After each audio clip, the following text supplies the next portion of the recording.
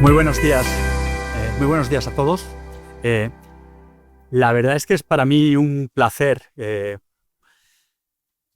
poder abrir esta jornada del Instituto Español de Banca y Finanzas y del Instituto Español de Analistas. Muchísimas gracias al Instituto, aquí en CUNEF, ¿no?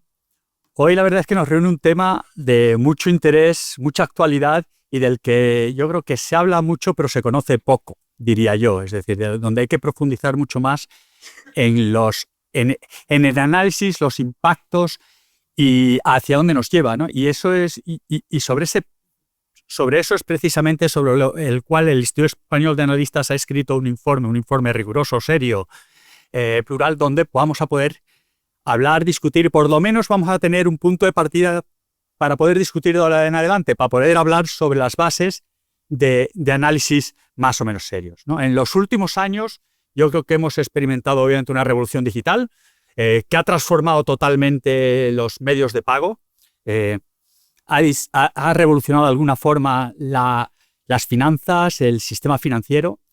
Y sobre estas bases más la competencia o el nacimiento de monedas digitales, tanto de bancos centrales como criptomonedas, etcétera, bueno, pues surgieron el euro digital, el dólar digital y otras monedas sobre la base de las instituciones, de los países, de los gobiernos y de los bancos centrales intentando poner algo de orden en este ámbito.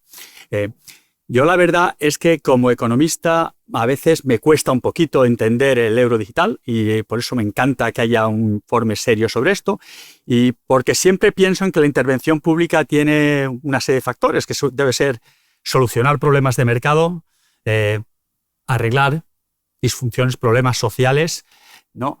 O ayudar de alguna forma a la economía con temas y problemas que el sector privado no puede atajar. Y ahí es donde a mí me falla un poquito. Es que no tengo claro todavía cuáles son los fallos de mercado que pretende arreglar el euro digital y por qué las soluciones privadas no son suficientes, sobre todo en términos de pagos, etcétera. Entonces, pues, por eso estoy profundamente agradecido al Instituto Español de Analistas que haga un informe como este, del cual voy a poder aprender mucho de todas estas dudas que todavía tengo de hacia dónde va el euro digital, ¿no? Que de implementarse, pues como ya hablaremos, va a tener importantes impactos sobre esta economía. El Instituto Español de Banca y Finanzas, parte de nuestro cometido es poder abrir espacios como este abiertos al debate entre expertos financieros del sector privado, de instituciones, del sector público, para que tengamos, digamos, discusiones rigurosas, pero también con con características prácticas, es decir, no solamente quedarnos en el mundo académico, sino traer el mundo académico a la implementación y al revés, ¿no? Y en ese sentido, obviamente vuelvo a agradecer al Instituto Español de Analistas que haya decidido venir al Instituto Español de Banca y Finanzas. Al tener tanto Instituto Español uno se acaba liando, de Banca y Finanzas a presentar este informe, porque precisamente eso es lo que pretendemos, que exista este debate y podamos hablar de estos temas de una forma muy abierta. Yo creo que es importante este tipo de análisis para que podamos ver los alcances del proyecto y sobre todo las posibles implicaciones, ¿no? Más allá de los titulares y de los mensajes que se escuchan, ¿no? Bueno, lo que vamos a tener vamos a comenzar con una breve introducción que va a sobrevolar el informe de Lola Solana, presidenta del Instituto Español de Analistas, donde va a dar un overview, una visión, yo diría, desde la vista de pájaro del informe, y luego vamos a poder profundizar mucho más con las personas que han contribuido al informe en un panel moderado por Paco Uría, que como todos conocéis, bueno, socio de KPMG, es uno de los principales, si no el principal experto en temas de banca en España, ¿no? Y con esto no quiero llevar más tiempo, por favor, Solana, por favor, Lola, cuando quieras.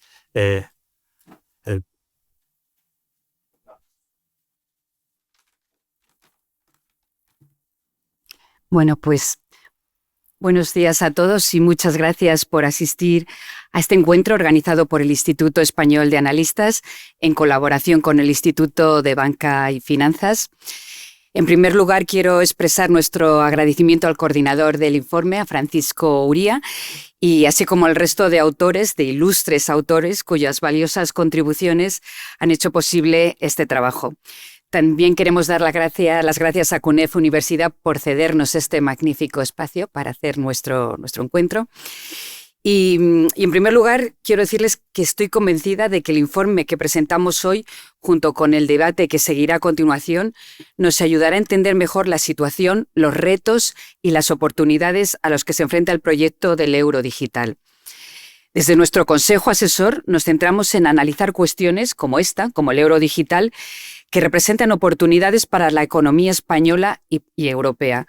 Lo hacemos con un enfoque constructivo, buscando soluciones y recomendaciones prácticas.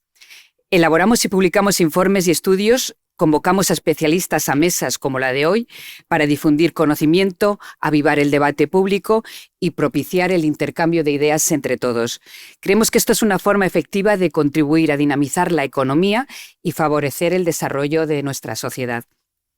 Vivimos un momento de grandes transformaciones que afectan de manera directa e indirecta a las relaciones comerciales internacionales, la cadena de suministro, los flujos tecnológicos y la intensidad y finalidad de la inversión pública. En este contexto, el sistema de pagos está experimentando un cambio histórico, impulsado por el rápido auge de las tecnologías digitales, la evolución de las preferencias de los consumidores y la creciente preocupación por la soberanía, la seguridad de los datos y la estabilidad financiera. En este contexto, la iniciativa del euro digital del Banco Central Europeo se perfila como una de las innovaciones monetarias más significativas de la historia reciente de la Unión Europea. No solo responde a una oportunidad tecnológica, sino también a una necesidad estratégica. El informe ofrece un análisis en profundidad del euro digital. Explora los motivos que justifican su creación en el ámbito del comercio minorista, analiza la arquitectura prevista y evalúa los retos, las ventajas e inconvenientes que plantea. El análisis describe la situación actual y esboza el plan tecnológico para el euro digital, ofreciendo información sobre la arquitectura, las características de privacidad y la funcionalidad necesaria para respaldar una solución de pago digital segura y fácil de usar. También se abordan las principales preocupaciones en materia de estabilidad financiera. Cabe destacar que el documento ofrece recomendaciones políticas mesuradas, como la aplicación de límites a la tenencia de euros digitales y una estrategia de despliegue gradual y modesta. Además, se reconoce el papel de la innovación privada y se destaca cómo iniciativas paneuropeas existentes ya, como son el Bizum, Wero, la Iniciativa Europea de Pagos, pueden coexistir o complementar al euro digital. Tenemos que ser conscientes, además, de que la mayoría de las economías avanzadas han explorado el potencial de las monedas digitales de los bancos centrales, pero siguen siendo marcadamente cautelosas en cuanto a su implantación minorista. En este sentido, cabe mencionar los casos de Australia, Estados Unidos, el Reino Unido, Canadá y Japón, que o bien han abandonado la emisión de una moneda digital minorista o participan en programas piloto limitados u orientados exclusivamente al ámbito de pagos mayoristas. La única gran economía que ha avanzado con decisión hacia una moneda digital de bancos centrales similar a ello al euro digital es China. La única ha sido China.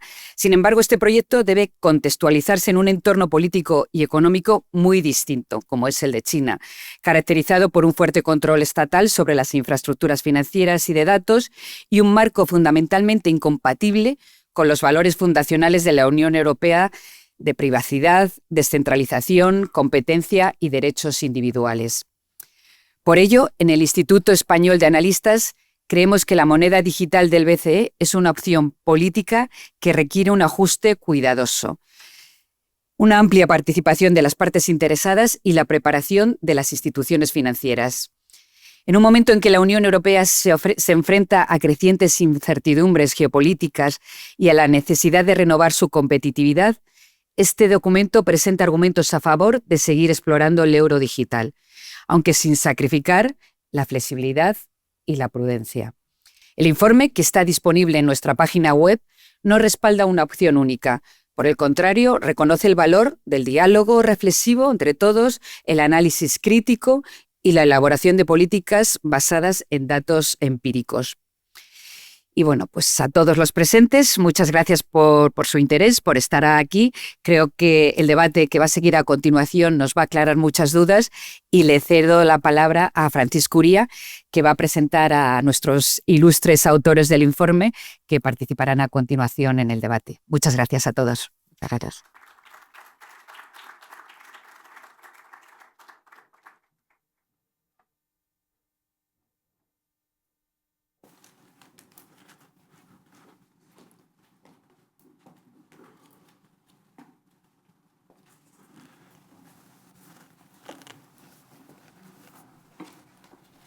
Bueno, muy buenos días a todos. Yo tengo un larguísimo capítulo de agradecimientos que espero que en el transcurso del cual se pueda incorporar el último miembro de nuestro panel que ha tenido el inconveniente de encontrarse con un atasco imprevisto en el camino de venida hacia aquí. Espero que Álvaro de Salas se pueda incorporar lo antes posible con nosotros, ¿no?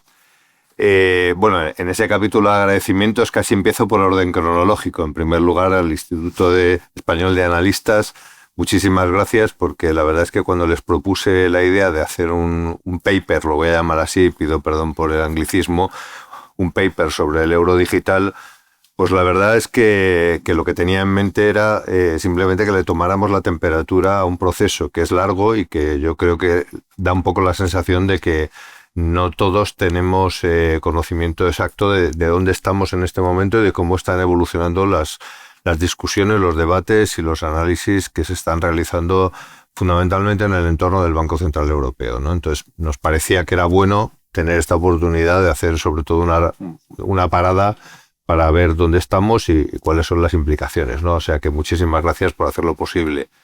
Al Instituto de Banca y Finanzas, muchísimas gracias por acogernos. Yo creo que no es la última vez que los dos institutos van a colaborar, o sea que yo creo que es una grata oportunidad.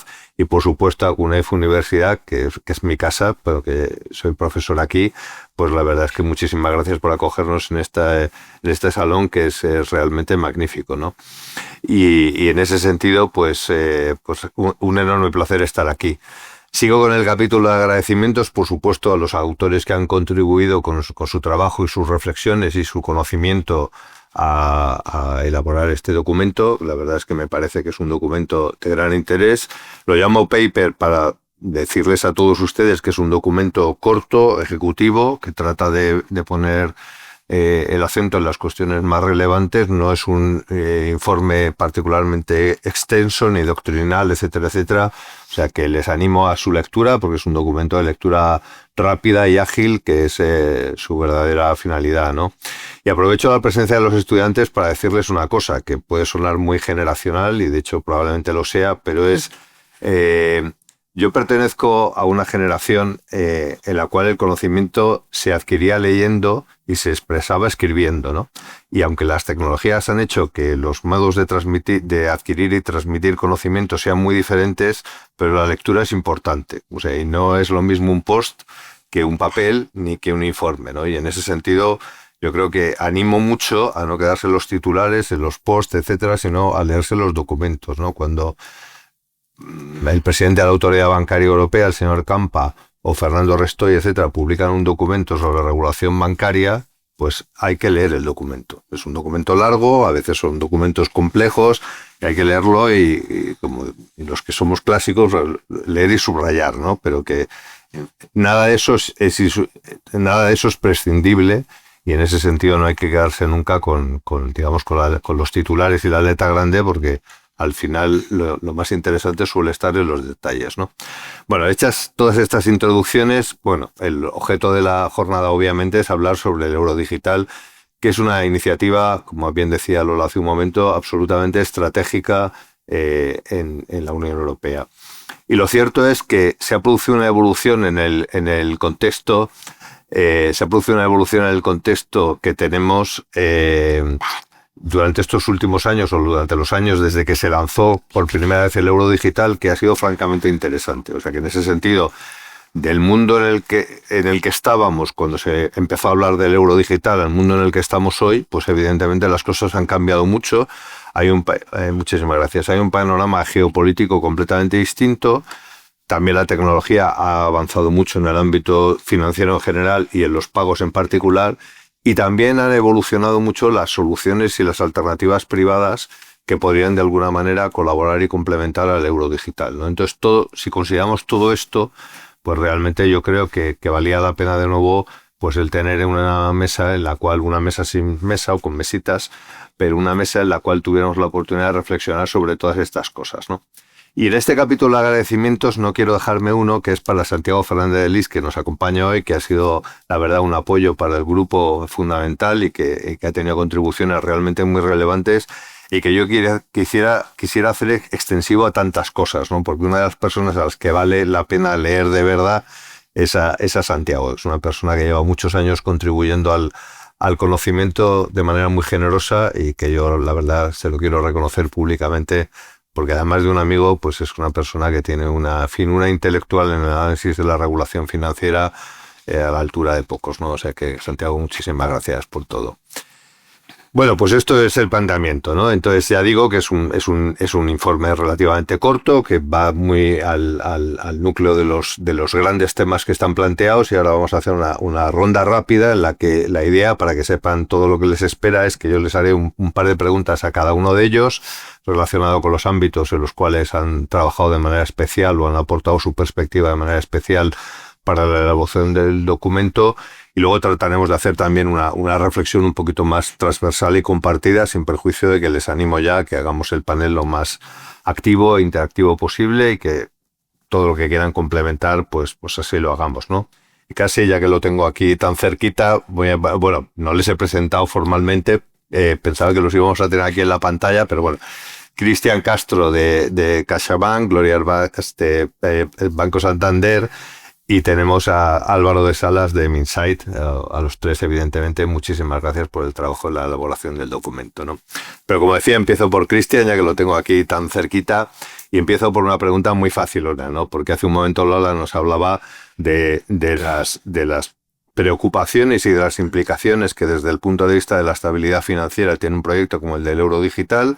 Ha habido en esto pues mucho debate, muchas conversaciones, etcétera, etcétera, y yo casi de manera muy amplia te preguntaría primero dónde están o cuáles son las cuestiones centrales en ese debate sobre las implicaciones para la estabilidad financiera, y también, siendo el Banco Central Europeo, como lo es, consciente de esas implicaciones, cuáles son las medidas que se están adoptando para tratar de minimizar los efectos potenciales sobre la estabilidad financiera que puede tener el euro digital. ¿Cómo? Muchas gracias, Paco.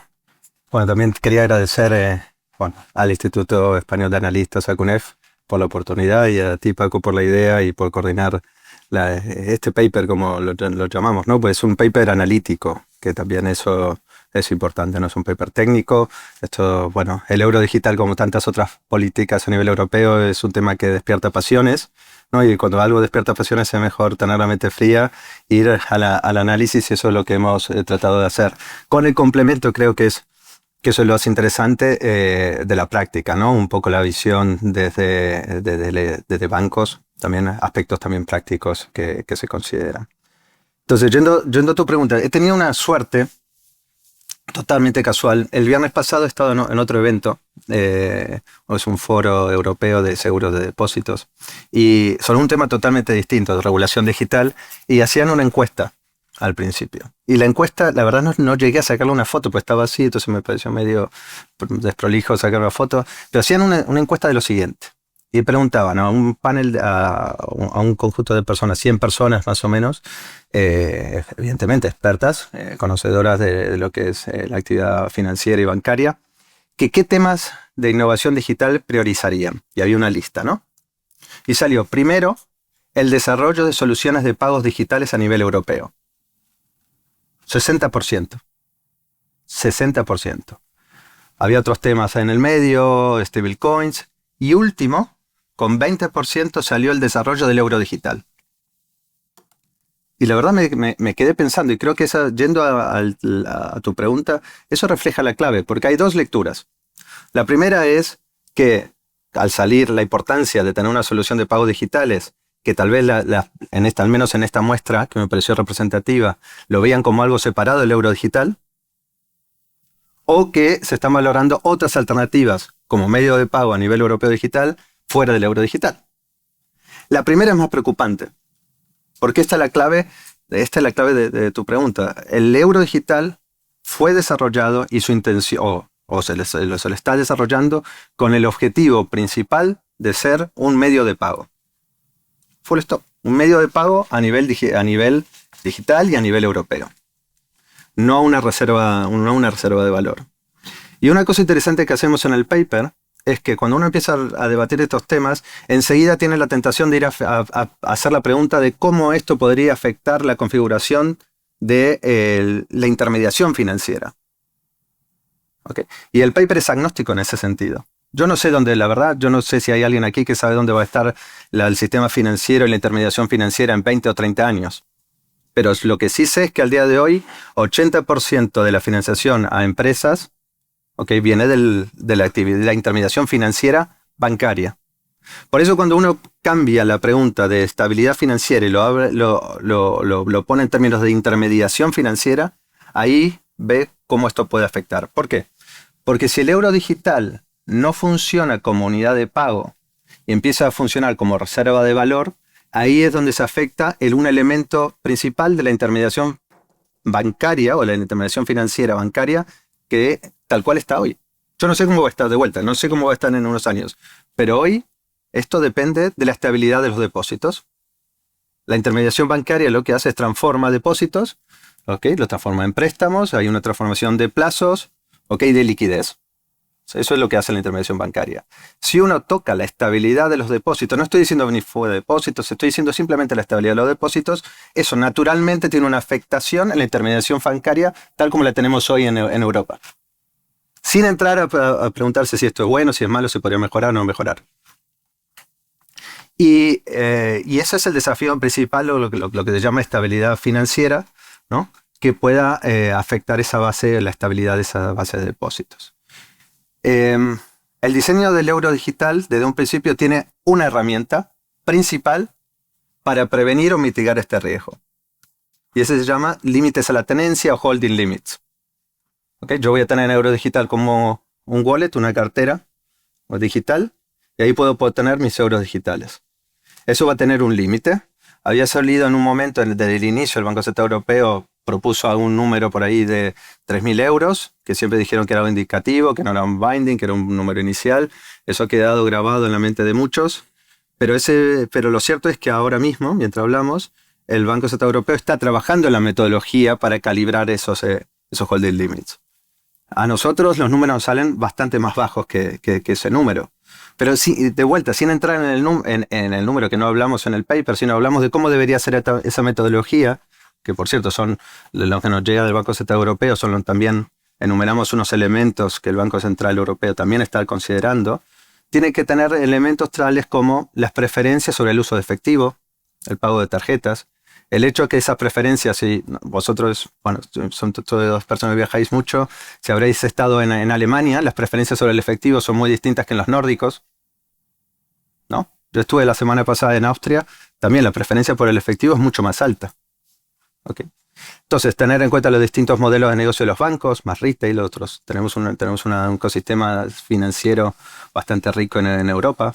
Tener en cuenta las interacciones con otras políticas, por ejemplo, la inclusión financiera, ¿no? Está unido a la idea del euro offline. Entonces, hay una serie de elementos también, bueno, por supuesto, la interacción con política monetaria y otros. Hay una serie de elementos que creemos ayudan a calibrar esos holding limits y decir, nosotros, en nuestra visión, creemos que es clave porque es la herramienta, el instrumento para prevenir estos posibles efectos sobre la intermediación financiera. Y para terminar, evidentemente, si uno compara cuando se instauró el euro físico, ¿no? uno trata como economista, yo soy economista, tratamos de anticipar, hacer escenarios y todo, pero hay un componente de incertidumbre intrínseca a todo un proyecto tan nuevo como este que no lo vamos a poder disipar, ¿no? Si preguntamos aquí cuáles van a ser las preferencias de efectivo en 5 años, es complicado. O cómo va a ser la elasticidad o la elasticidad de sustitución entre un instrumento de pago, otro instrumento de pago, cómo va a coexistir con otros instrumentos que tenemos ahora en desarrollo, como pueden ser Visum, Wiro, la interoperabilidad, etc. Es difícil. Por eso lo que nuestra perspectiva es un enfoque gradual para esto.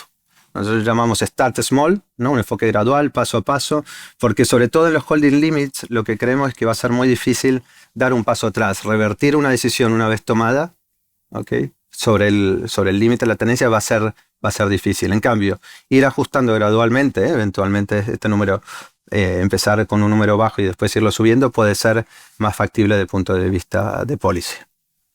Muy bien, Cristian, muchas gracias. La verdad es que te estaba escuchando y estaba recordando que yo formé parte, estaba entonces como abogado del Estado de la Secretaría de Estado de Economía de un equipo que hubo en Tesoro para preparar la introducción del euro, o sea que aunque no lo parezca es que soy tan mayor como eso, ¿no? Y la verdad es que estaba escuchándote y estaba pensando en todas las cosas que nos preocupaban en aquel momento y qué pocas de esas llegaron a ocurrir y qué cosas que sucedieron después ni siquiera habíamos imaginado, ¿no? O sea que si lo traslado al euro digital, pues efectivamente es aquello de que la vida es lo que te pasa mientras tú pierdes el tiempo haciendo planes, ¿no? Pero bueno, dicho lo anterior, o dicho todo lo cual, yo te quería, Cristian, hacer otra pregunta, ¿no? Que es que se refiere al concepto de autonomía estratégica, ¿no? Yo reconozco que esa palabra o esa expresión la leí por primera vez en el primer documento que leí del euro digital y en aquel momento me sorprendió enormemente porque seguramente alguien en el Banco Central Europeo o en la Unión Europea estaba pensando en un mundo en el que yo realmente no estaba pensando, ¿no? Y entonces para mí el abordar el tema de la autonomía estratégica al hablar de pagos pues fue llamativo, ¿no?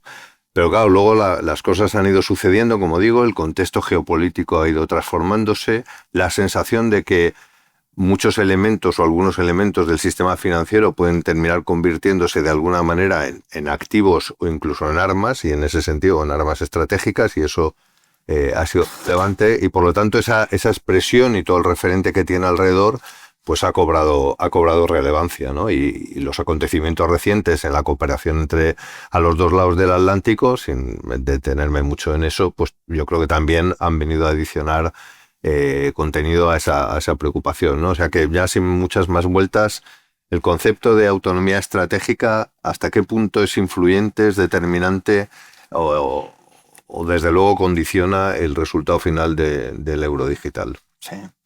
Bueno, ahora estamos en una universidad, con lo cual creo que es ilustrativo también ver cuál es el contexto actual que estamos en Europa, ¿no? Y hay dos grandes guías en Europa, ¿no? La idea, la autonomía estratégica, el concepto de autonomía estratégica, del cual se derivan muchas políticas, ¿no? El segundo, el de simplificación. Tal vez con suerte en algunos años todos estos vamos a tener que leer menos páginas si logramos simplificar los informes de la EBA y todos los informes y nos beneficiamos de esa simplificación, ¿no? En cuanto a la autonomía estratégica, la verdad, a nivel europeo hay muchas políticas, ¿no? Que van de la política de regulación financiera, defensa, etcétera. Con lo cual yo creo que llevándolo muy a tierra al euro digital, ¿okay? Y descomponiendo el concepto de autonomía estratégica, uno busca la autonomía porque es dependiente, ¿no? Que no siempre está mal, ¿no? Ser dependiente de algo implica el trabajo colaborativo, interrelaciones, cooperaciones, pero en este caso hay cierto riesgo, ¿no? De ser muy dependiente en un tema fundamental que es el sistema de pagos, ¿no? Que es esto que siempre, es una de estas actividades que siempre la damos como descontada, ¿no? Como encender la luz, que es una de las actividades que se hace a través de, bueno, bancos y otros participantes, ¿no? En esos sistemas de pagos, pero lo damos por descontado, ¿no? Es algo muy importante. Entonces, detrás de esa dependencia, hay tres tipos de dependencia que han dado o han motivado un poco la idea en su momento del euro digital. La primera es la dependencia de los medios de pagos de tarjetas no europeas, ¿no? Por ejemplo, ahí yo he puesto unos numeritos. El 70% de los pagos ahora mismo con tarjeta, 70% de los pagos a nivel europeo depende de marcas internacionales. ¿Ok?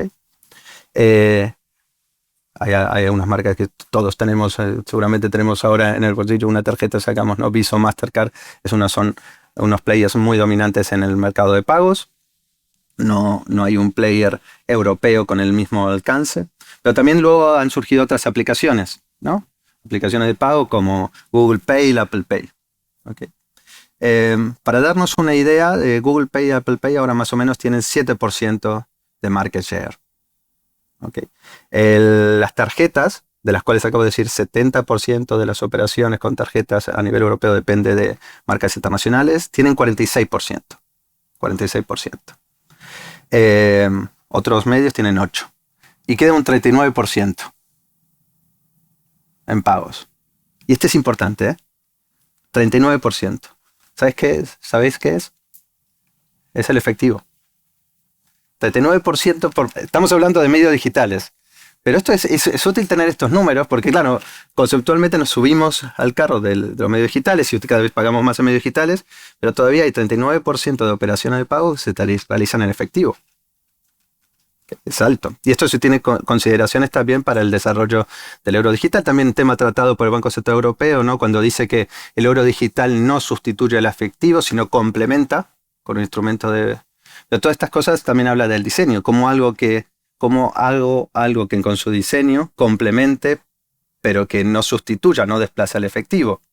¿No? Esta es la idea de que sea exitoso, pero no tan exitoso, ¿no? Entonces, una tercera fuente de dependencia, esta ya es más potencial, son los stablecoins. Recientemente habréis visto noticias sobre la irrupción del USDC, ¿no? La compañía que lo emite se llama Circle. Salió a bolsa el jueves pasado.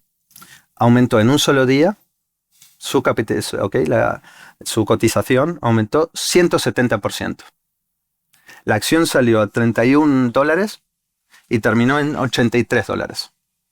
Esto es lo que está detrás de USDC. Es un stablecoin porque tiene un pool de activos estables. ¿Okay? No estamos hablando como de Bitcoin, que también era otra de las motivaciones. Entonces, estas posibles, algunas dependencias actuales y otras potenciales, es lo que también ha estado detrás de la motivación del euro digital. Para hacer pagos de tres tipos, ¿no? Tenemos nosotros conocemos Bizum sobre todo por el pago peer-to-peer, persona a persona. Yo voy con Gloria en el taxi, compartimos taxi, le hago un Bizum. Okay. O para e-commerce, cuando quiero comprar por alguna de las plataformas online, o para pago en comercio, un pago físico, ¿no? Pago con tarjeta, lo saco. Para reducir esa dependencia, de vuelta, simplificando, y lo que ponemos en el paper, ahora mismo se están explorando tres vías. ¿Okay? La vía del euro digital cae dentro de la categoría de CBDC, Central Bank Digital Currencies. Ha habido un momento, unos años atrás, ha habido un auge de muchos bancos centrales investigando sobre CBDCs. Esto se ha reducido también, y el euro digital tal vez es uno de los más punteros en cuanto a su desarrollo. La segunda solución, la segunda vía, las soluciones privadas. Por ejemplo, Bizum, Wiro se mencionó, o sea, EPI en el norte, Europa, el proyecto Europa en el sur, y la posible interoperabilidad, con la aspiración de tener una solución privada de pagos digitales paneuropeo. Otra vía podría ser desarrollo, no necesariamente para todo lo que es el segmento retail, pero tal vez para unas otras aplicaciones, el desarrollo de stablecoins, por ejemplo, emitidas por bancos en euros. ¿Okay? Emitidas por bancos en euros. Sin entrar en ninguna de estas, en el paper lo que tocamos, y mis compañeros también lo van a mencionar, entramos un poco más en la interoperabilidad de las soluciones actuales, ¿no? Por ejemplo, tenemos Europa, que tenemos España, Portugal, Italia, también nórdicos, Polonia. EPI, que está fuerte en Francia, Alemania y Holanda, es la posible interconexión entre ellos. ¿Por qué esto podría ayudar o podría ser cuál es un atractivo que tiene esto? Un atractivo se llama 100 millones. 100 millones. Pues son plataformas que ya están funcionando. Y si le juntamos más o menos con algún redondeo la población que está sirviendo, hablamos de 100 millones. Esto es un catalizador excelente, ¿no? Es una plataforma, un trampolín muy, muy bueno de donde comenzar.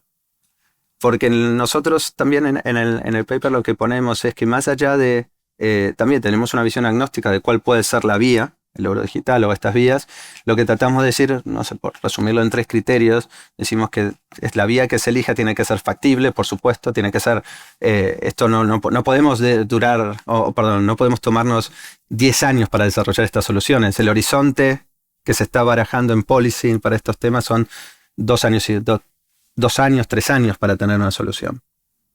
¿Ok? Entonces, que sea factible en un periodo de tiempo razonable, okay, que sea eficiente. Nosotros siempre aspiramos, los economistas, a ser eficiente, para ser razonable. Y en temas de pago, algo muy importante, sobre todo de aquí que hay público más joven, es que sea atractivo. Okay, sea atractivo para el usuario. En las encuestas que se han hecho sobre el euro digital, los dos elementos más valorados era la privacidad, que ya vamos a comentar algo, okay, la privacidad, y que sea atractivo, que sea ágil, que pueda funcionar rápidamente, como estamos acostumbrados ahora, ¿no? Todo es muy, muy, muy rápido. Y creo que con esos 3 elementos va a ayudar. Están las vías abiertas, se está trabajando en todos los frentes, y bueno, ya dentro de unos veremos cómo avanza todo. Muchas gracias, Cristian. Teníamos un orden previsto que era que a continuación iba a preguntarle a Álvaro por temas más tecnológicos, pero puesto que nos hemos sentado así y para que él termine de sosegarse, porque yo estar atascado en la M40 teniendo una mesa es una cosa con la que tengo pesadillas por la noche, o sea que me imagino que lo habrá pasado mal. Y además porque las cosas sobre las que le quería preguntar a Gloria están muy interrelacionadas con el planteamiento muy interesante que ha hecho Cristian respecto del tema de, más que de hablar de los efectos sobre la estabilidad financiera, hablar sobre los efectos sobre la intermediación financiera, que al final es el papel y el negocio de los bancos, ¿no? Entonces, a Gloria le quería preguntar un poco por eso, ¿no? O sea, que desde el punto de vista de la actividad bancaria, del negocio bancario, ¿cuáles son los efectos que se esperan? Digamos, empezamos un poco más vamos a decirlo, en negativo y luego podemos ir en positivo o al contrario, lo que tú prefieras, porque te voy a hacer las 2 preguntas. O sea que a partir de ahí muy bien. Tienes la palabra, Gloria. Bueno, pues muchas gracias. Muchas gracias también a los organizadores. Gracias a Paco, lo estaba pensando y también pensando en los jóvenes, que nos haces pensar, leer y escribir.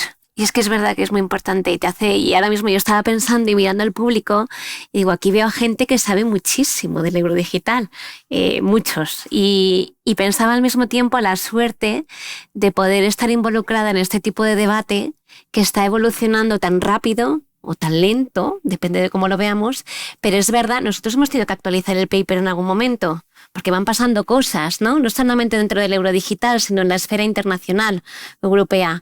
Entonces, bueno, pues es un debate interesantísimo, porque al final, bueno, pues estamos pensando y valorando, y no nos corresponde a nosotros, pero quiero pensar que entre todos aportamos al debate el si es realmente necesario un euro digital o no. Entonces, a la pregunta, y no es fácil, yo creo que no es fácil.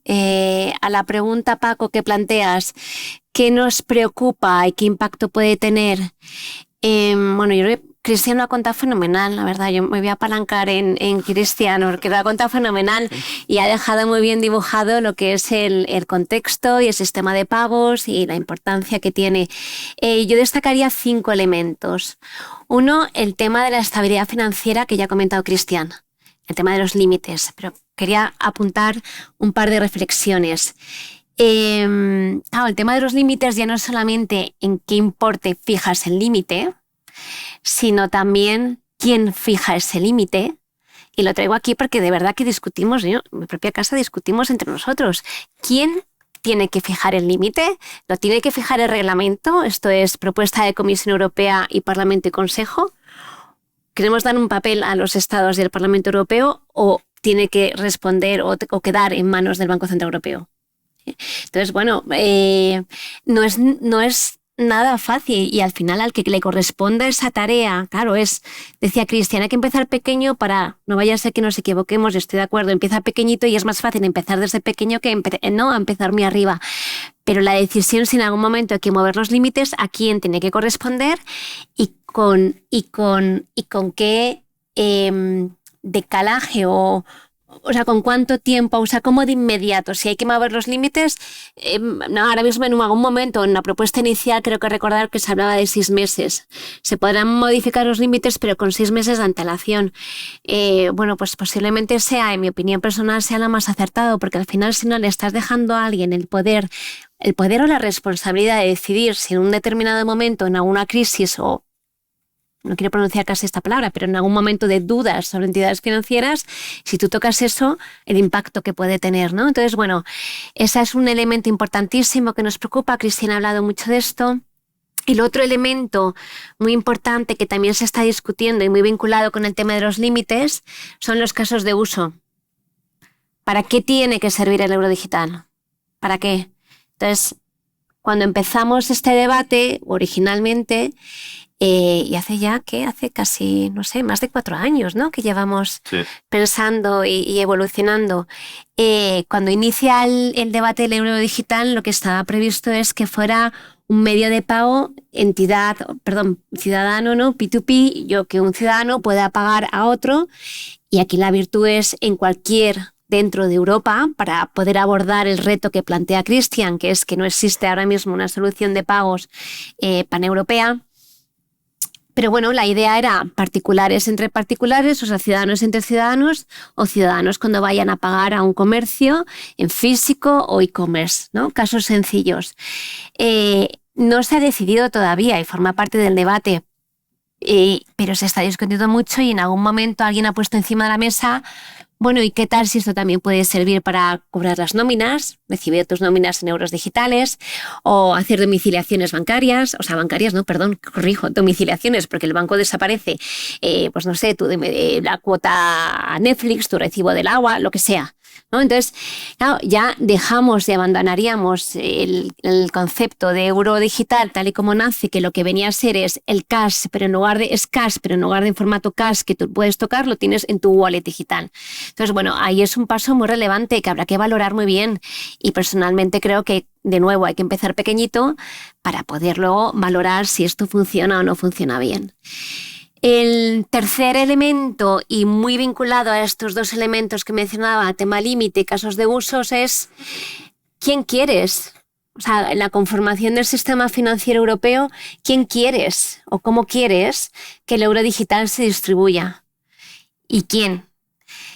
Hasta ahora lo que está clarísimo es que va a ser un enfoque de distribución que se llama, o sea, el Banco del Ciudadano no se habla con el Banco Central Europeo, sino que tienes a los intermediarios financieros, esto es entidades de pago, bancos y otras entidades no bancos que son también entidades de pago que pueden jugar perfectamente ese papel.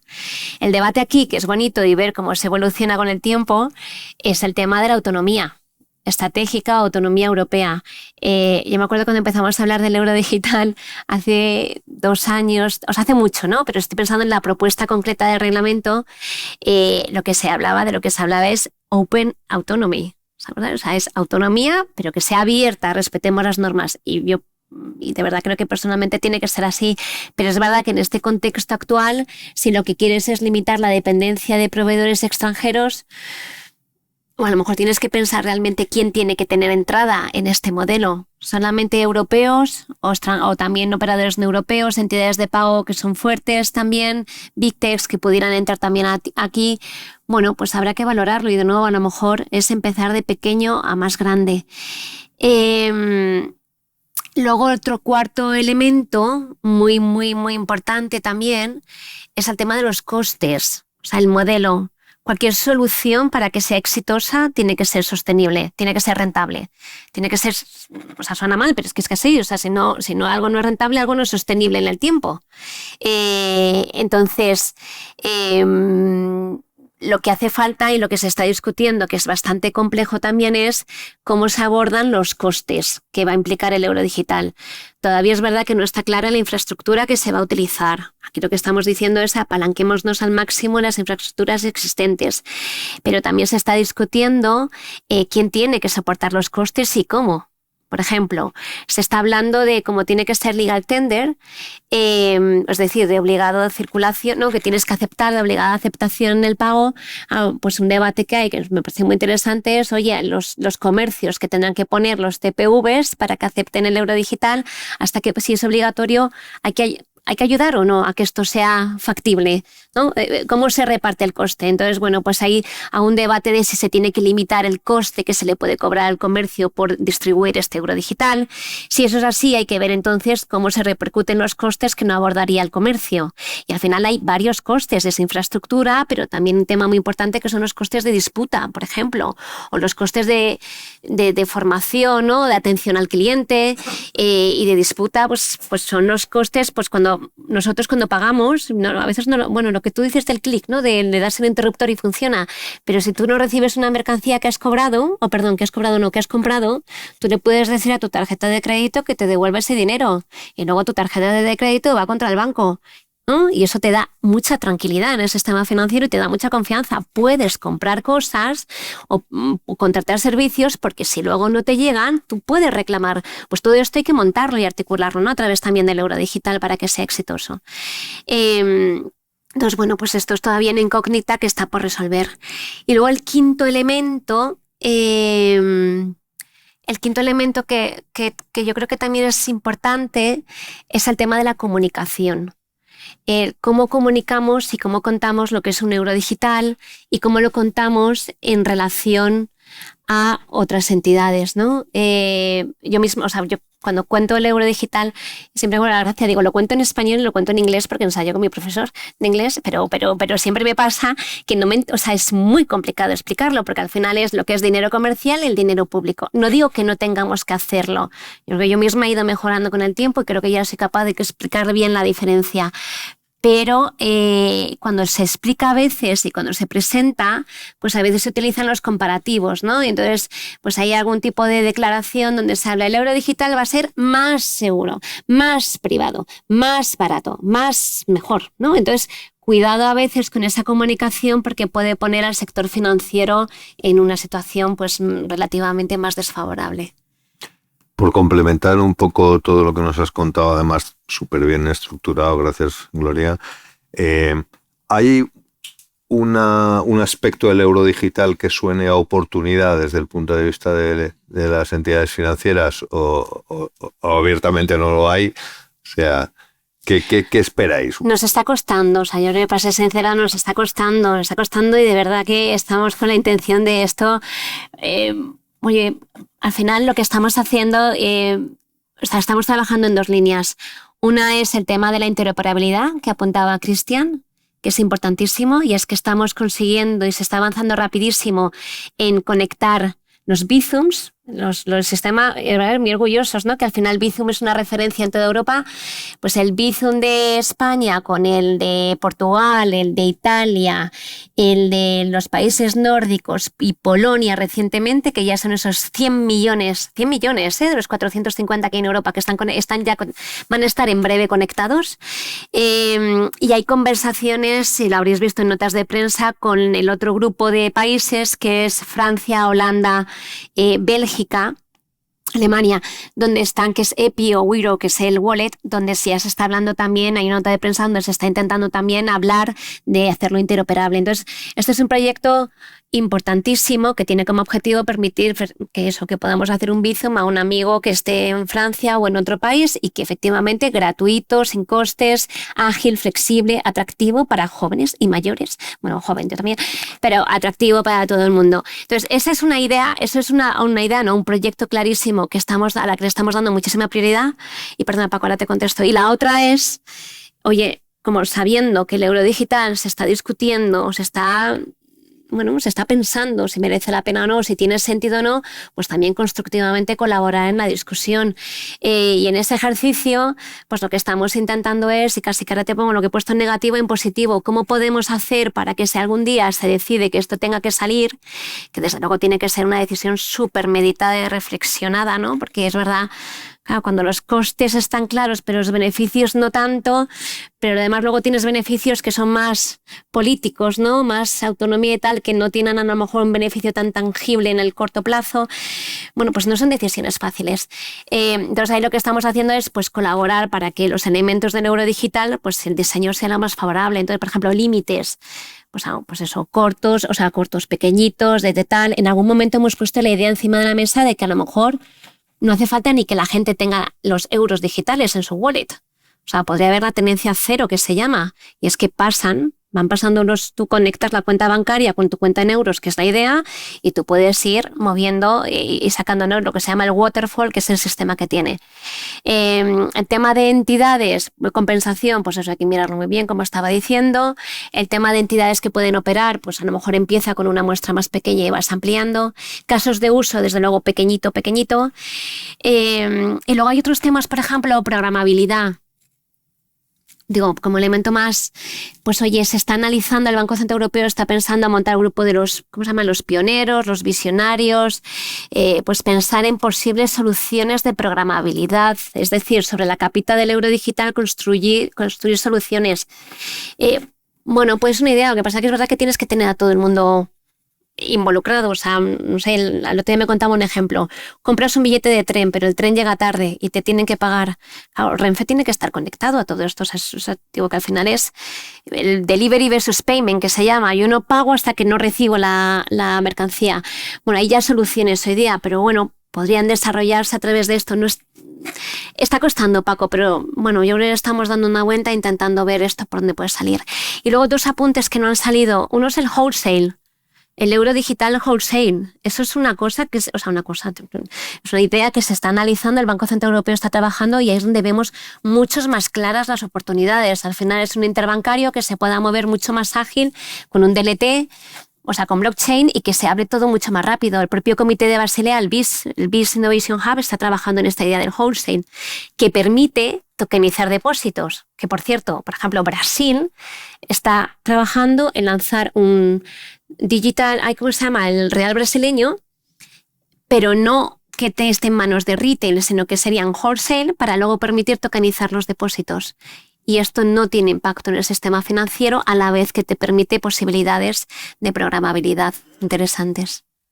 Muy bien, Gloria. Muchísimas gracias. Gracias. Además has puesto varios toros en suerte que van a venir fenomenal para la intervención de Álvaro. Yo antes de preguntarle a Álvaro, sí quería decir una cosa, ¿no?, que es, quizá os hayáis fijado en que el Instituto Español de Analistas se llama así y ha desaparecido la palabra financieros, ¿no?, que era tradicional, ¿no? Y esto no es menor, y esto alude a lo que ha dicho Gloria, ¿no?, que es un mundo en el cual lo financiero está en todas partes, y en ese sentido es muy importante que corporaciones, entidades que no son financieras entren en el diálogo y en la reflexión sobre todas estas cosas, ¿no? Y esto es verdaderamente relevante, es una tarea muy, muy meritoria que están llevando a cabo tanto Lola como Alfredo y el Instituto, y es abrir más allá de lo financiero a que otro tipo de entidades, instituciones traigan también sus reflexiones y sus puntos de vista sobre debates que hasta ahora han sido tremendamente financieros o puramente financieros, ¿no? Y yo la verdad es que me ha alegrado mucho a la hora de contar con vosotros en esto, ¿no? Y yo te quería hacer un par de preguntas que tienen que ver con algunas cosas que ya han aparecido de algún modo, pero que son tremendamente importantes y que tienen que ver con el sustrato o la capa tecnológica o la base tecnológica que tiene un proyecto tan relevante como el del euro digital, ¿no? Y aquí, obviamente, hay un lado que es la pregunta puramente operativa, operacional, ¿esto cómo va a funcionar? Y en ese sentido yo creo que todos hemos tenido un caso de uso, por llamarlo así, por no llamarlo un stress test, que fue el día del apagón, y en el que todos de pronto nos encontramos con que los medios digitales no funcionaban, y a partir de aquí pues el que tuvo efectivo pues estuvo en un mundo, el que no lo tuvo pues estaba en otro mundo, ¿no? Y entonces después de esto pues esta configuración, y no quiero decir nada más para no pisarte la respuesta, pero esta configuración del euro digital en la que está tratando también de responder a esa posibilidad, entre otras muchas cosas, pues es muy interesante, ¿no? Entonces, si nos puedes avanzar un poco cosas en el diseño del euro digital desde el punto de vista tecnológico que sean relevantes y que quizá no sean tan conocidos, te lo agradeceríamos. Pues sí, bueno, muchas gracias. Antes de nada, al instituto. Muchas gracias, Paco. Es un placer estar aquí en nuestro rol, en este caso digamos, de compañía tecnológica y entrando más en concreto en lo que es el diseño tecnológico que está detrás del euro digital. Efectivamente, existe una cosa que no es única, pero es bastante característica de la CBDC, en este caso del Eurosistema, que es que tiene, digamos, dos versiones, ¿no? Hay una versión online y una versión offline, digamos. Desde el punto de vista tecnológico, esto tiene muchas implicaciones. La versión offline es cierto que tiene como principio básico o, digamos, inspiración inicial, sobre todo enfocarse en la privacidad. Hemos hablado que al principio, incluso antes de la fase de investigación, el Eurosistema realizó una encuesta y efectivamente la privacidad es el driver número uno entre los europeos a la hora de considerar un elemento digital de pago como el euro digital, y el componente offline está básicamente inicialmente orientado sobre todo a esto y en gran medida a replicar lo que llaman pues las cash-like features, es decir, las características propias de lo que es el efectivo, ¿no? que replica en gran medida. Sin embargo, también hay un componente de resiliencia y ahí un poco retomando digamos este caso que hemos vivido recientemente del apagón, pues efectivamente, es decir, el digamos, componente offline que es muy característico, como digo, del euro digital, porque hay que tener en cuenta que en otras jurisdicciones las Central Bank Digital Currencies tienen orientaciones diversas, distintas, en algunos casos más de inclusión financiera, distintos aspectos. En Europa, como digo, esto de la privacidad y la resiliencia es clave, ¿no? Entonces, desde el punto de vista del diseño tecnológico, el componente offline está basado en lo que llaman un Digital Bearer Instrument, que es como un objeto digital al portador, es como un criptograma, que se reside a nivel de dispositivo, ¿vale? Es decir, para liquidarse, no requiere de una conexión online ni de una liquidación centralizada en una base de datos, sino que se realiza lo que se llama de manera, instant settlement finality, que quiere decir que la liquidación se produce por proximidad entre el emisor del pago y el receptor del pago.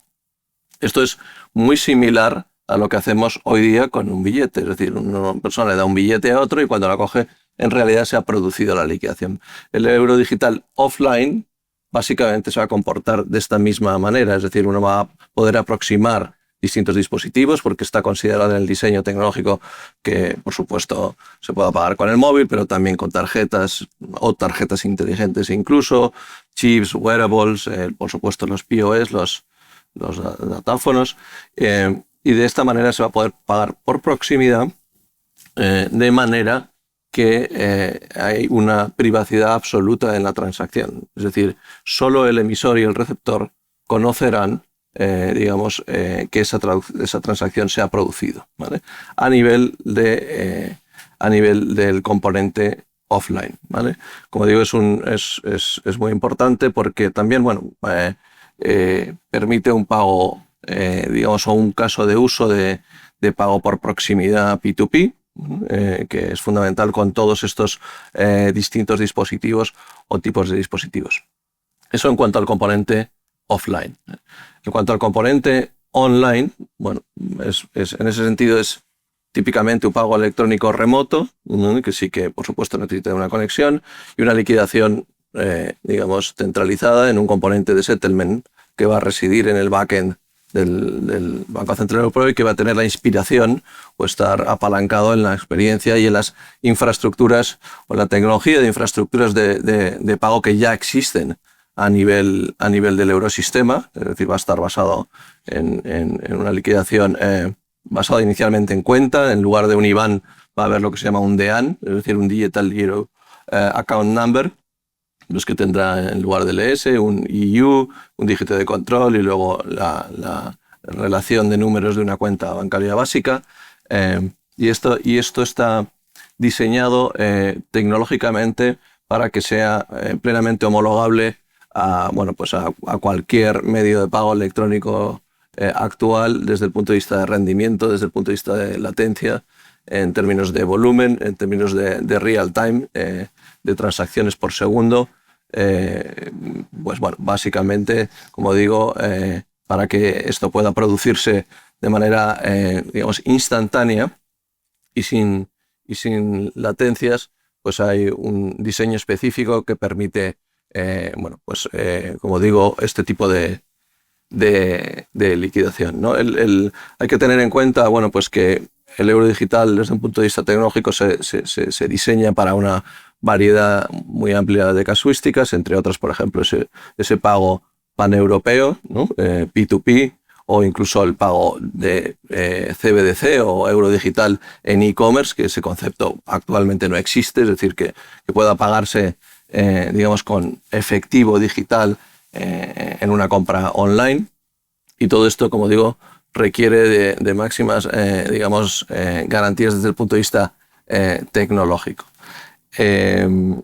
Como hemos comentado, como se ha comentado, el modelo, digamos, de distribución o de acceso al euro digital, pues está basado en una arquitectura de 3 capas, es decir, el usuario final, por supuesto, interactuará con los bancos, nunca con el Banco Central Europeo, y los bancos serán quienes se encarguen de distribuirlos, se encargarán también de la parte más, digamos, de alta, ¿no?, de integración de lo que es el kit de desarrollo que proporcionará el Banco Central Europeo para que se integre y sea interoperable con las bancas y las apps bancarias online, y de esta manera el ciudadano pueda acceder a través de los bancos al servicio del euro digital, ¿no?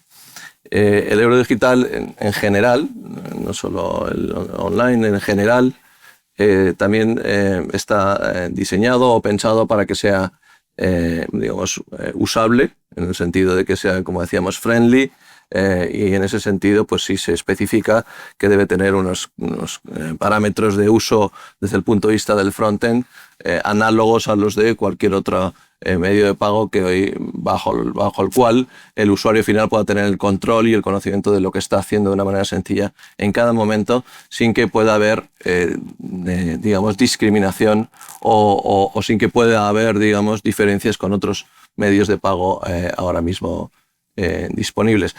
Igualmente tiene que ser un instrumento de pago digital, electrónico, accesible para todo el mundo, ¿no? Y ahí, una vez más, pues se está considerando tecnológicamente, pues, cumplir con todas los guidelines y las recomendaciones que ahora mismo ya operan en los sistemas de pagos, en referencia a que las personas mayores o incluso gente con discapacidad pueda igualmente, pues, poder acceder al euro digital, ¿no? Y esto sería un poco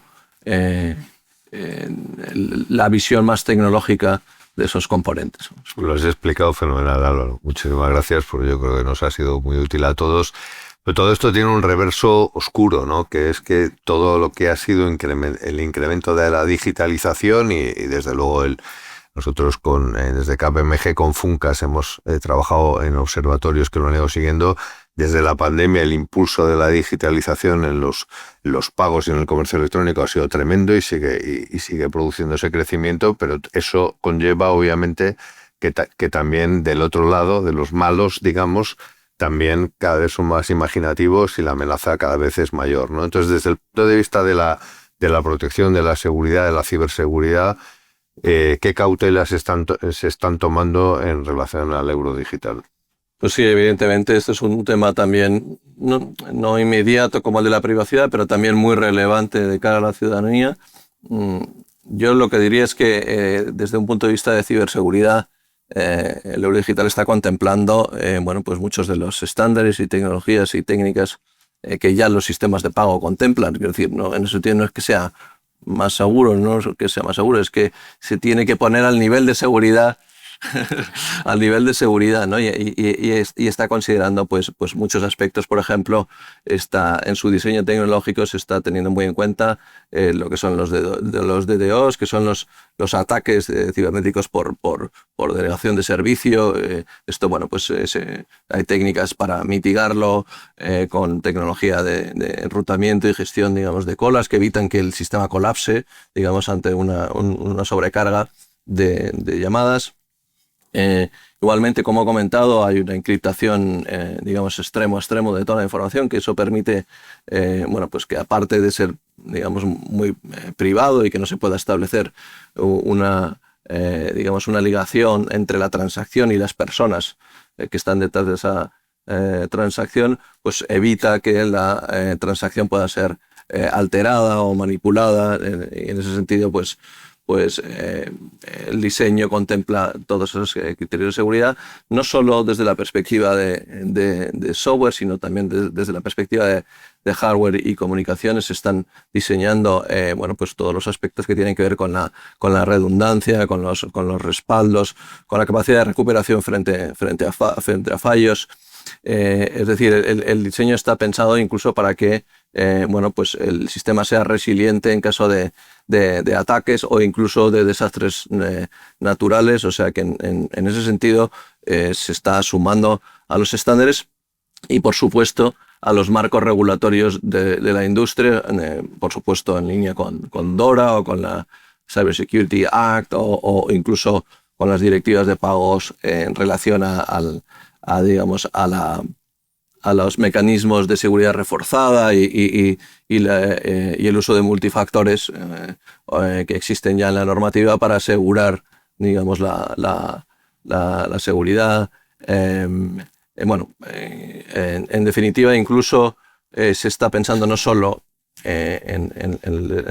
digamos, en el escenario tecnológico actual, sino en el que está por venir desde el punto de vista del riesgo que pueda acarrear el desarrollo de el procesamiento cuántico, y por tanto se está analizando desde el Eurosistema también pues todo lo que son nuevos algoritmos post-quant, es decir, quantum resistant. En particular el Banco de Francia, dentro del Eurosistema, ese tema lo tiene bastante estudiado con la academia, con la industria, de manera que se está considerando también este potencial riesgo que, bueno, que es difícil de anticipar en cuanto a cuándo se puede producir, pero definitivamente tiene que estar considerado desde el principio en el diseño. Entonces, bueno, como conclusión yo diría que efectivamente el euro digital en su diseño considera todos estos aspectos que por otro lado ya están considerados por las entidades financieras en los esquemas de pagos actuales. O sea que de alguna manera viene a sumarse, y por supuesto también todo lo que son controles desde el punto de vista de la privacidad de datos, la regulación de GDPR, y los controles que harán las propias entidades desde el punto de vista de Know Your Customer, de Anti-Money Laundering, y todo esto forma parte del marco regulatorio sobre el que estará el euro digital. Perfecto, Álvaro, muchísimas gracias. Bueno, yo creo que hemos visto aquí un poco por bloques temáticos, como habéis podido ver. Hemos explorado algunas de las cuestiones fundamentales que se abordan en el documento del que estamos hablando, pero yo no me resisto, antes de terminar, porque ya va pasando el tiempo, hacer una pregunta un poco más transversal que tiene que ver con algo de lo que de alguna manera se ha hablado todo el tiempo, ¿no? Y es que estamos, y la verdad es que el lanzamiento del euro en su versión en efectivo, billetes y monedas ya lo fue. Yo creo que estamos en presencia de lo que puede ser una enorme operación de colaboración público-privada, ¿no? O sea, y de un carácter altísimamente estratégico, ¿no? Y en ese sentido, para que eso sea realmente así, mi sensación es que el Banco Central Europeo está tratando de incorporar reflexión también y ayuda, e incluso pilotos desde las entidades financieras, pero digamos, ¿qué condiciones se tendrían que cumplir para que verdaderamente sea así, para que haya un traer lo mejor de los dos mundos, público y privado, para que el euro digital, si finalmente se toma esa decisión o la alternativa que sea, pues realmente se consigan los objetivos que se pretenden? Aquí ya no hay orden, o sea que el que primero dispare. Sí, eso empiezo yo creo que la colaboración público-privada, también coincido, es fundamental. Primero porque, claro, estamos hablando de instrumentos de pago, fundamental para las autoridades, los reguladores, los bancos centrales, fundamentales para las entidades, no tan solo las entidades bancarias, sino también los participantes en el mercado de pagos. Ahora, de vuelta, mi afán por concretar, ¿no? ¿Qué es esto de la colaboración público-privada? hay mucho público, porque tenemos bancos centrales, tenemos legisladores, tenemos en Bruselas. Okay, yo aquí lo que veo es una colaboración top-down, bottom-up. Bottom-up, datos, los bancos, las entidades son los que mejor información tienen, por ejemplo, sobre la estabilidad de los depósitos, sobre los costos de infraestructura, sobre cómo funcionan las tecnologías de pago hoy, algunos aspectos estaban comentando. ¿Okay? Pues este es el día a día, este es el negocio. Es como preguntarle al panadero cómo es el pan. ¿Okay? Pero el pan también está sujeto a unas regulaciones. Y ahí tenemos que decirlo, el banquero central, esa es su función. Por supuesto, si vamos a hablar de los aspectos de política monetaria, también, ¿no?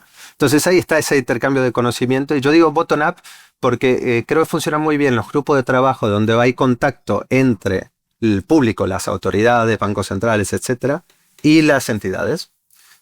Como todo en la vida, ¿no? Todos tenemos jefes. Entonces, el top-down viene muy bien cuando también hay una involucración más high level. Ha habido, el año pasado hemos tenido unas reuniones también con Banco Central, con el Banco Central Europeo, donde mi experiencia, Gloria también ha estado involucrada, es que ha funcionado muy bien, porque no hay reuniones donde ya se ve desde un punto de vista más estratégico, donde hay otras discusiones, no sé, están CEOs, presidentes involucrados, con máximas autoridades también Banco Central Europeo, y eso, claro, alinea todo para abajo. Hay que hacer briefing, hay que preparar, entonces eso viene muy bien también para alinear. Entonces yo creo que estas instancias de contacto, tanto bottom-up, que pueden ser como inputs, datos, análisis de impacto, funcionan muy bien. Y este análisis y esta interacción o vínculo o contacto, grupo de trabajo, instancias de reuniones, top-down también es muy bien para alinear ese intercambio de información. Muy bien. Fenomenal. Yo no mucho más que añadir. Yo creo que el diálogo existe, la colaboración existe, se está trabajando mucho, tal vez demasiado de que mucho debate, a veces demasiado rápido, con poca, a veces da tiempo a pocas reflexiones. Ese es mi comentario, ¿eh? Y lo que sí, porque al final son debates muy, muy técnicos y ahí clave el perfil de los participantes en los grupos de trabajo, lo digo tanto por el lado público como privado. Y luego creo que también estaba pensando en esta colaboración que se puede dar tanto en el euro digital como en el tema de la interoperabilidad. Yo ahí sí que creo que es importante poner foco en el proyecto de interoperabilidad, de iniciativa, de conexión, o sea, interoperabilidad de soluciones privadas de pago, porque va a permitir conseguir una ganancia en el corto plazo y una solución que puede estar funcionando exitosamente en el corto plazo. Entonces, si se colabora en esa solución y al mismo tiempo, porque en esa solución puede haber elementos que también luego sirvan para el futuro en el euro digital, porque también podría mover por ahí el euro digital, ¿no? Entonces yo creo que es empezar, o sea, poner el foco en elementos que permitan avanzar tanto la solución privada como al euro digital.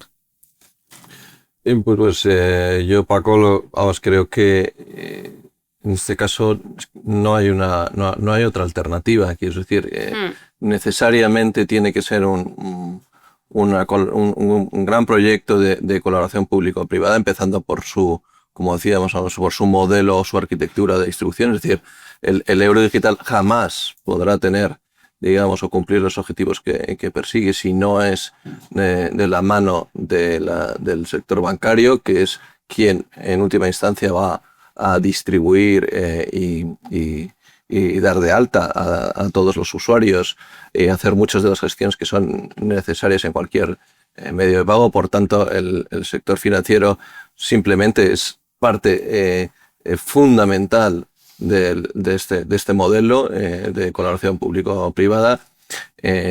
Nosotros, como, digamos, player tecnológico que participamos en el diseño del euro, pues digamos, de manera natural también formamos parte de esa colaboración público-privada, porque de hecho colaboramos con el Eurosistema en el diseño tecnológico, lo cual no evita, no tanto en nuestro caso, pero seguramente en el mundo de la industria, y aquí a lo mejor me estoy metiendo en una cosa más sectorial, pero yo creo que es, como digo, fundamental esa colaboración y que se den los incentivos necesarios a la industria y en su caso también las compensaciones, como se ha hecho en otras circunstancias y en otras épocas, para que todos los stakeholders clave que intervienen, digamos, en este gran proyecto, que es difícil de entender por la ciudadanía porque efectivamente maneja unos drivers muy geoestratégicos, ¿no? pues llegue a buen puerto. Creo que es fundamental que se den esos incentivos y esos, en su caso, compensaciones, porque de otra manera el euro digital no podrá ser nunca un proyecto exitoso para los europeos si no es de la mano de las entidades financieras. Perfecto, muy bien. Pues hasta aquí el panel. Como se ha dicho antes, hay bastante talento en la sala, o sea que yo sí que, como tenemos algún minuto todavía, si hay alguna pregunta que se quiera hacer desde la audiencia, aprovecho para saludar a los que estáis por streaming y nos estáis siguiendo. Siento que no hayáis podido venir aquí físicamente y en ese sentido tener la oportunidad de participar haciendo alguna pregunta, pero en cualquier caso, gracias por estar con nosotros. ¿Alguna pregunta, algún comentario? Sí.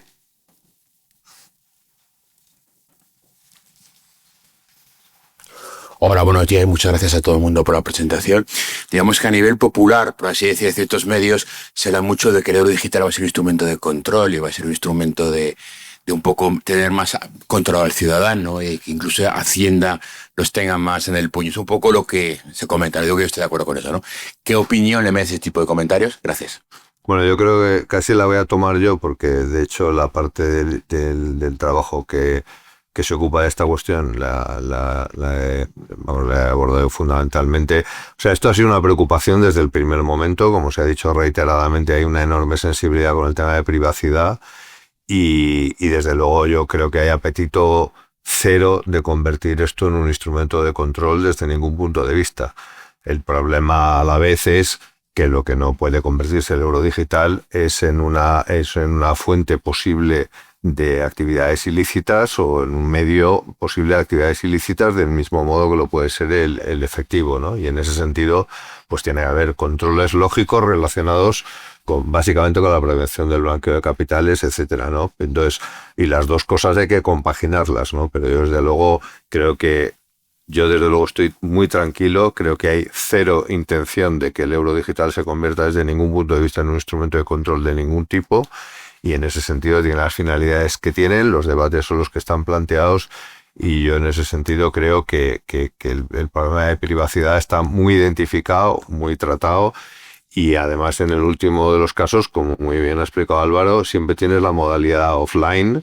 Ya veremos cuál es el límite, porque también tendrá obviamente un límite por esa misma razón, pero tienes la modalidad offline. O sea que si tú quieres que no se sepa, insisto, que probablemente de ninguna manera se va a saber, pero que sea absolutamente imposible que se sepa qué periódico compras, qué libro compras, etcétera, etcétera, pues te pones en la modalidad offline y en ese sentido no habrá. O sea que yo sí que haría un llamamiento a la tranquilidad porque hay muchos temas que son muy debatibles, muy cuestionables, pero yo en el tema concreto de la privacidad creo que eso es un signo distintivo de la Unión Europea, la protección de la intimidad de los datos personales, etcétera, etcétera, y me parece que es una altísima prioridad en el proyecto del euro digital, ¿no? ¿Alguna pregunta más? Pues entonces lo dejaríamos aquí. Yo reitero mis enormes agradecimientos ya formulados a los dos institutos que han hecho posible este acto, a CUNEF, que nos acoge en este magnífico auditorio, a los autores que han contribuido en la elaboración del documento, que les reitero, por favor, léanlo, porque creo que es un documento de muchísimo interés. Café. Y creo que me están indicando, espero interpretar el gesto, que hay un café a continuación disponible por si quieren aprovechar la oportunidad de socializar y hacer alguna pregunta indiscreta a los miembros del panel, podemos aprovechar. Y en general, pues muchísimas gracias a todos los que nos acompañan presencialmente y por streaming por estar aquí y a los participantes del panel por la generosidad y claridad de sus respuestas. Muchísimas gracias, que tengan todos muy buen día. Gracias.